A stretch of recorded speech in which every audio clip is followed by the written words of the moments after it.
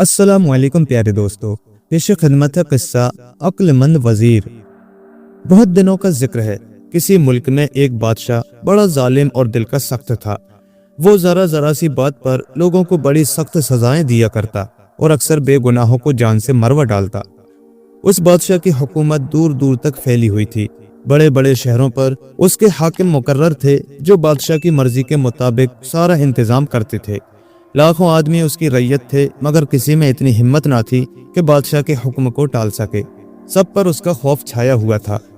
लोगों की ये मजबूरी और डर देखकर बादशाह का जुल्म और बढ़ता रहा, यहाँ तक कि लोगों को सताते सताते उसे ये ख्याल रहने लगा कि मैं कोई बुराई नहीं कर रहा हूँ, जो कुछ कर रहा हूँ सब ठीक है, बल्कि असल में मुझसे कोई गलती होती ही नहीं।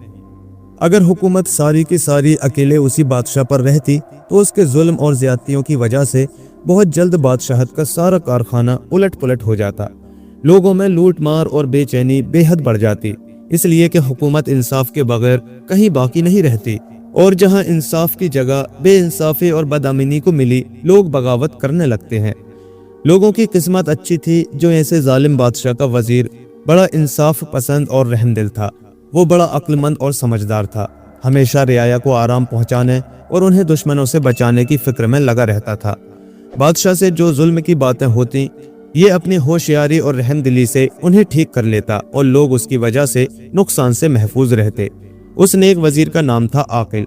बादशाह उस वजीर की अक्ल और कारगुजारी से वाकिफ था और ये जानता था कि ऐसी अच्छी समझ वाले लोग बहुत कम और बड़ी मुश्किल से मिलते हैं, इसलिए वो उससे बहुत मोहब्बत करता था। वजीर जो राय देता उसके खिलाफ ना करता, उसे अक्सर कीमती तोहफे और इनाम दिया करता। रियाया भी वजीर को दिल से चाहती थी और उसके इंसाफ, नेक दिली और खुदा तरसी की बड़ी तारीफ करती थी। उस बादशाह के आखिरी जमाने में उसकी अक्ल में खराबी आ गई। वो पहले जितना जुल्म करता था उससे बहुत ज्यादा करने लगा। गुस्सा करने और जरा जरा में लोगों के खून से हाथ रंगने की आदत बहुत बढ़ गई। वजीर इन बातों को देखते देखते बेजार हो गया और उसका जी न चाहा कि ज्यादा दिन तक बादशाह का साथ दे। आकिल ने बादशाह की हरकतों पर गौर किया तो उसे उनका अंजाम बहुत बुरा मालूम हुआ। बादशाह ने जुल्म करने के जो नए कायदे कानून बनाए थे उनका नतीजा अच्छा ना था, इसलिए उसने अपने दिल में ठान ली कि ऐसी बातों से जो खराबियां होंगी उनके अंजाम से बादशाह को अच्छी तरह वाकिफ कर दे। वजीर बादशाह के जुल्म के इरादे पूरे करने में कमी करता और ऐसी बातों से रोकता तो बादशाह को बहुत बुरा मालूम होता। थोड़े ही दिन बाद बादशाह ने आकिल से नाराज होकर उसे धमकी दी कि मेरे हुक्म पर चलना और आंखें बंद करके मेरी मर्जी पूरी करना तुम्हारा पहला फर्ज है। अगर ऐसा ना करोगे तो मेरे सख्त गुस्से और खौफनाक सजा से ना बच सकोगे। वजीर अपने दिल में अच्छी तरह समझता था कि बादशाह ने जो धमकी दी है वो उसे पूरा करने में हरगिज कमी ना करेगा। किसी पर तरस खाना और रहम करना तो वो जानता ही नहीं। जब मैं उसके रास्ते में रुकावट डालूंगा वो जरूर मुझे सख्ती के साथ सजा देगा। साथ ही वो ये भी समझता था कि अगर मैं यूं ही बादशाह की मर्जी पूरी करके उसके जुल्मों में हिस्सा लेता रहा तो मेरी पूरी जिंदगी बेचैनी और फिक्र में गुजरेगी। लोगों की बेगुनाही और नाहक की परेशानी का ख्याल हर वक्त दिल में खटकता रहेगा। इसलिए उसने अपने जी में ये बात ठान ली कि कुछ भी हो मैं अपना फर्ज जरूर अदा करूंगा, चाहे जान ही क्यों न चली जाए। वजीर के तरीकों में फर्क ना आया और वो बादशाह के जुल्मों को रोकने के लिए जो करता था किए गया। तो एक दिन बादशाह को बड़ा गुस्सा आया। उसने सिपाहियों को पुकारा जो फौरन हाजिर हो गए और अपने वजीर की तरफ मुंह करके कहा, अब ये तुम्हें आखिरी मौका और देता हूँ। अगर तुमने इसकी भी कद्र ना की तो ऐसा वक्त फिर कभी नहीं आएगा। अगर तुम अपने इसी तरीके पर कायम रहे तो याद रखो मौत तुम्हारे इंतजार में खड़ी है। इसलिए साफ साफ कह दो मेरी मर्जी पर चलना मंजूर है या नहीं। वजीर ने पूरे सब्र और हिम्मत के साथ सर हिलाया और इस तरह बादशाह से साफ साफ कह दिया कि मंजूर नहीं। बादशाह ने गरज कर सिपाहियों से कहा, इधर आओ, इसे पकड़कर हलाकत के बुर्ज में सबसे ऊपर की जगह कैद कर दो, जहां ये झुलसी हुई धूप में भूख प्यास से तड़प तड़प कर खुद ही मर जाएगा। सिपाहियों की परेशानी उस वक्त देखने के काबिल थी। वजीर के मर्तबे के अलावा उसकी रहमदिली और इंसाफ पसंदी का सभी के दिल पर असर था। वो जानते थे कि कल तक यही वजीर बरसों से बादशाह के नाम पर हुक्म अहकाम जारी करता रहा और शहर में बादशाह के बाद यही सबसे बड़ा आदमी समझा जाता है। इन बातों को सोचकर सिपाहियों की हिम्मत न पड़ती थी कि वजीर पर हाथ डालें। वजीर उनकी ये हालत समझ गया اور اس نے انہیں اس پریشانی سے نکالنے کے لیے بڑی نرمی کے ساتھ ان سے کہا، میرے دوستوں اور عزیزوں، ڈرنے، گھبرانے اور فکر کرنے کی کوئی ضرورت نہیں۔ اس کام کے لیے تمہیں تکلیف نہ دوں گا۔ یہ لو، میں اپنے آقا کے حکم کی تعمیل کے لیے خود ہی ہلاکت کے برج کی طرف بڑھ جاتا ہوں۔ اب وزیر بادشاہ کے کمرے سے نکل کر سپاہیوں کے آگے ہو لیا اور بڑے سکون اور اطمینان سے سر اٹھائے ہوئے قدم بڑھاتا رہا۔ اس وقت وہ بڑا خوش تھا کہ اس نے جو کچھ اپنا فرض تھا ادا کر دیا، جان جانے کی ذرا پرواہ نہ تھی۔ عاقل وزیر جانتا تھا کہ ہلاکت کا برج کیسی خوفناک جگہ ہے۔ اسے معلوم تھا کہ اس مقام پر جتنے آدمی بھی قید کیے گئے ہیں ان میں سے ایک بھی نہ بچ سکا۔ اسے یقین آ گیا کہ اب موت قریب آ پہنچی، یہاں سے مر کر ہی نکلنا ہوگا، زندہ بچنے کی کوئی امید نہیں۔ پھر بھی اس نے کوئی بے قراری اور گھبراہٹ نہیں دکھائی، بلکہ اپنے آپ کو بڑے صبر کے ساتھ خدا کے حوالے کر دیا کہ اسے جو کچھ منظور ہوگا ٹھیک ہوگا۔ وزیر اس برج میں پہنچا تو بہت دیر تک آنے والی مصیبتوں پر غور کرتا رہا، ساتھ ہی یہ بھی سوچا کہ اگر کوئی اچھی تدبیر سمجھ میں آ جائے تو یہاں سے نکل بھاگے۔ وہ اس کوشش میں کامیاب ہوا اور جیسی تدبیر وہ چاہتا تھا سمجھ میں آ گئی، مگر مشکل یہ تھی کہ وہاں کوئی ایسا دوست نہ تھا جس پر وہ بھروسہ کر سکتا۔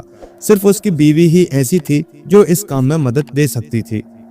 ابھی وہ اسی فکر میں تھا کہ کیا کرے کیا نہ کرے، اتنے میں ایک سپاہی نے، جسے وزیر کی مصیبت پر بڑا ترس آتا تھا، اس سے کہا کہ آپ کہیں تو میں آپ کی بیوی کو ان سب باتوں کی خبر کر دوں۔ وزیر نے اس کا شکریہ ادا کیا اور وہ موقع پا کر وزیر کے یہاں پہنچا اور اس کی بیگم کو سارے حالات کی خبر دی۔ جب رات کافی گزر گئی اور اندھیرا خوب پھیل گیا تو وزیر کی بیوی دبے پاؤں چھپتی چھپاتی برج کے نیچے پہنچی۔ وزیر تو اس کے انتظار میں ہی تھا، اسے دیکھتے ہی سلام کیا۔ بیوی نے سلام کا جواب دیا، پھر غمگین آواز میں آہستہ سے کہا، کیا مجھ سے آپ کی کوئی خدمت نہیں ہو سکتی؟ وزیر نے دھیرے سے جواب دیا، خوب ہو سکتی ہے، مگر اصل کام کہنے سے پہلے میں تمہیں نصیحت کرتا ہوں کہ سب سے پہلے تو صبر سے کام لو اور خدا پر دل سے بھروسہ کرو تاکہ ہماری یہ کوشش کامیاب ہو۔ نا امیدی ہرگز دل میں نہ آنے دو، کیونکہ مایوسی سے آدمی کا دل ٹوٹ جاتا ہے اور پھر بنائی نہیں بنتی، اور صبر کامیابی کی کنجی ہے۔ بیوی نے پھر آہستہ سے کہا، آپ جو چاہیں حکم دیں، میں غور سے سن رہی ہوں۔ وزیر نے جواب دیا، بہت جلد گھر واپس جاؤ اور یہ چیزیں ساتھ لے کر آ جاؤ۔ ایک بڑا بھونرا، 60 گز نہایت باریک بناوٹ کا ریشمی تاگا، 60 گز بہت باریک سوتی تاگا جو بہت مضبوط ہو، 60 گز موٹی بناوٹ کا تاگا، ایک نہایت مضبوط موٹی رسی جو بغیر ٹوٹے ہوئے بدن کا بوجھ سنبھال لے۔ چھٹی اور آخری چیز تھوڑا سا شہد ہے، لیکن یہ بھی بہت ضروری ہے۔ جب تک وزیر اپنی بیوی کو یہ ہدایتیں کرتا رہا وہ بڑے غور سے کان لگائے سنتی رہی۔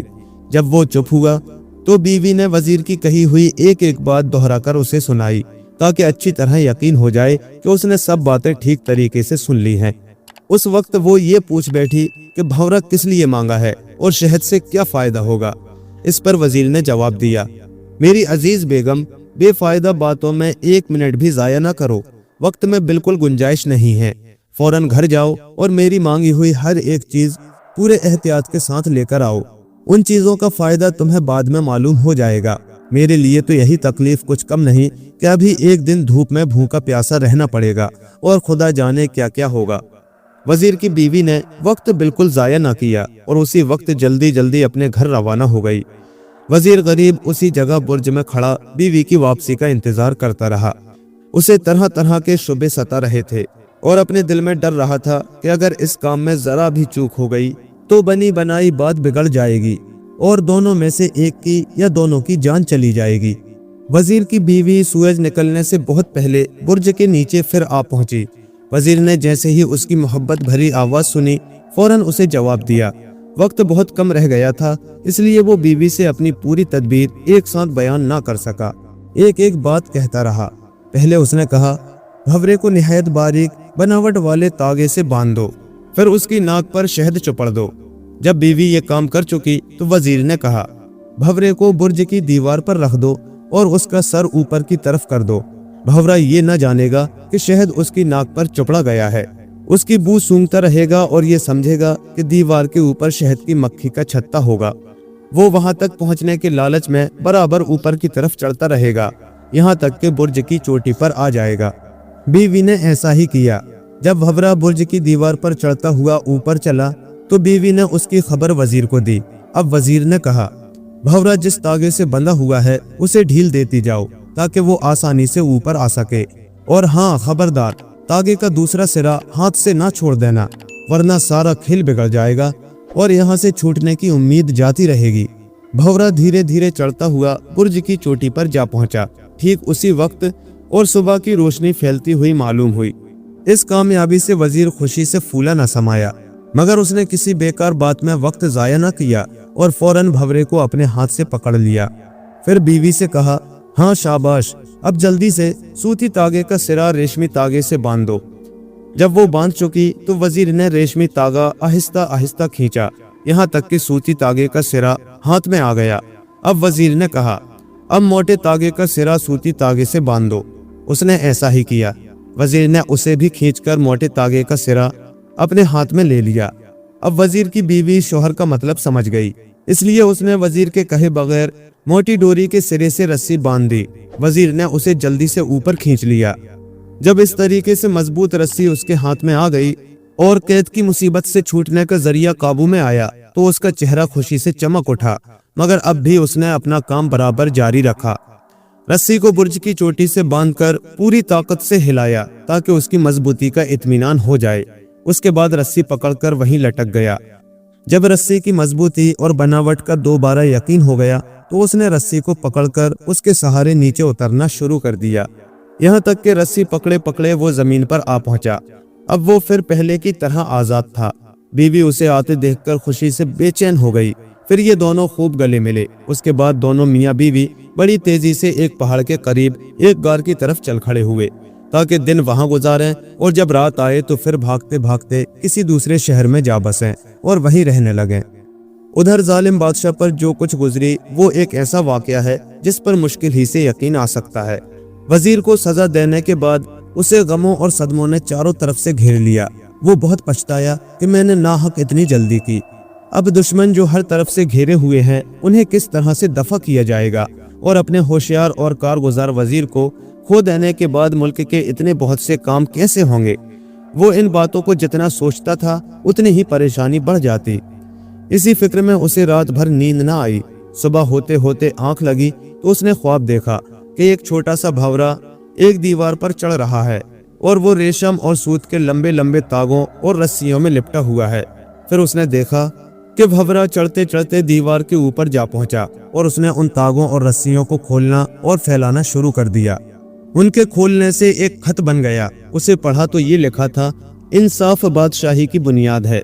फिर अपने सामने देखा तो कैदी वजीर को अपने तख्त पर बैठा हुआ पाया। इस ख्वाब से वो इतना घबराया कि आंख खुल गई। ख्वाब को याद करके बड़ा परेशान हुआ। घबरा कर पहरेदारों को आवाज दी और हुक्म दिया कि हलाकत का बुर्ज खोला जाए। जैसे ही बुर्ज का दरवाजा खुला, बादशाह बड़ी तेजी से उसकी चोटी की तरफ बढ़ा। रास्ते में उसे वही भंवरा नजर आया जिसे ख्वाब में देख चुका था। अब तो मारे वहशत के उसके हवास जाते रहे। पांव रखता कहीं था, पड़ता कहीं और था। अब उसे ख्याल आया कि कैदी वजीर को तलाश किया जाए। बुर्ज का कोना कोना छान मारा, वजीर का कहीं पता न लगा। वजीर की तरफ से ध्यान हटा तो क्या देखता है कि एक रस्सी बुर्ज की चोटी से बंधी हुई नीचे की तरफ लटक रही है। फौरन बगैर सोचे समझे बुर्ज के कंगूरे की तरफ झपटा ताकि इस वाक़ये का ज्यादा से ज्यादा खोज लगा सके। जरा और कदम बढ़ाया था कि पांव फिसला और वो बुर्ज से गिरकर जमीन पर आ रहा। नीचे पहुंचकर उसकी हड्डियां चूर चूर हो गईं। लोगों ने देखा तो लाश इतनी बिगड़ चुकी थी कि पहचानना मुश्किल हो गया। यह खबर ऐसी थी कि बिजली की सी तेजी के साथ मुल्क के इस सिरे से उस सिरे तक फैल गई। हर तरफ खुशी मनाई गई। लोगों ने शुक्र के सजदे अदा किए कि खुदा ने बड़े जालिम और मोजी बादशाह से निजात दिलाई। जिसने सुना इत्मीनान का सांस लिया। उसके बाद ये फिक्र हुई कि अब किसे बादशाह बनाया जाए। फौरन वजीर आकिल का ख्याल आया और लोग हर तरफ दौड़े कि जहां पता मिल सके तलाश करके ले आए। इधर तो वजीर की तलाश जारी थी, उधर रैयत महल के चारों तरफ जमा हो होकर नारे लगा रही थी, वजीर आकिल बादशाह है, सुल्तान आकिल जिंदाबाद, बादशाह आकिल जिंदाबाद। उस वक्त लोग खुशी से दीवाने हुए जा रहे थे और बार बार कह रहे थे कि हमारे बादशाह को जल्द लाओ, हम वजीर आकिल के सिवा किसी की बादशाही नहीं चाहते। ये देखकर सल्तनत के बड़े बड़े अमीरों ने वजीर आकिल के बादशाह होने का ऐलान कर दिया और लोगों को इत्मीनान दिलाया कि बादशाह सलामत बहुत जल्द आने वाले हैं, लोग परेशान ना हो और सब्र के साथ उनकी खैरियत से आने की दुआ करें। उधर वजीर हलाकत के बुर्ज से निजात पाकर अपनी वफादार बीवी के साथ जल्दी जल्दी कदम बढ़ाता हुआ एक गार में पहुंचा और वहां थोड़ी देर आराम करने के बाद इधर उधर से जंगल के फल जमा किए और दोनों ने मिलकर सब्र शुक्र के साथ खाए। फिर पास ही के एक चश्मे से जी भर के पानी पिया और दोनों वहीं लेट गए। थके हुए तो थे ही, खूब गहरी नींद आई और कई घंटे तक सोते रहे। वजीर ने ख्वाब में देखा कि वो एक बड़े खुशनुमा और सरसब्ज बाग में टहल रहा है, जिसमें खुश आवाज परिंदे मीठे मीठे गीत गा रहे हैं, ठंडी हवाएं चल रही हैं। बाग के बीच में एक सुनहरा तख्त बिछा हुआ है, जिस पर हर तरफ हीरे जवाहरात जड़े हुए हैं और उस पर एक गोल शामियाना छतरी की तरह साया किए हुए है। जैसे ही वजीर उस तरफ बढ़ा, ऐसा मालूम हुआ जैसे लोग उसकी ताजीम को अदब के साथ झुक गए और कव्वालों ने मुबारक सलामत के गीत गाना शुरू कर दिए। वजीर उनका सलाम लेता हुआ तख्त पर जा बैठा। फौरन बहुत सी अशरफियां और जवाहरात उसके सर पर से निछावर किए गए। ये ख्वाब देखकर खुशी से उसकी आंख खुल गई। फौरन अपनी बीवी को उठाया और अपना ख्वाब बयान किया। वजीर की बीवी को भी आज कई दिन के बाद मीठी नींद आई थी और उसने भी बड़ा अच्छा ख्वाब देखा था। शोहर का ख्वाब सुनकर बोली, इंशाअल्लाह जल्द ही कोई अच्छी खबर सुनने में आएगी। अल्लाह का शुक्र है, अब हमारे मुसीबत के दिन कट चुके हैं। इतने में रात आ गई। जब अंधेरा अच्छी तरह फैल गया तो ये दोनों गार से निकले कि अब किसी महफूज शहर में चलकर रहें। बाहर आकर लोगों की चहल पहल और खुशियों का पता चला और नई नई आवाजें कानों में आने लगी। जो लोग वजीर की तलाश में फिर रहे थे उधर भी आ निकले।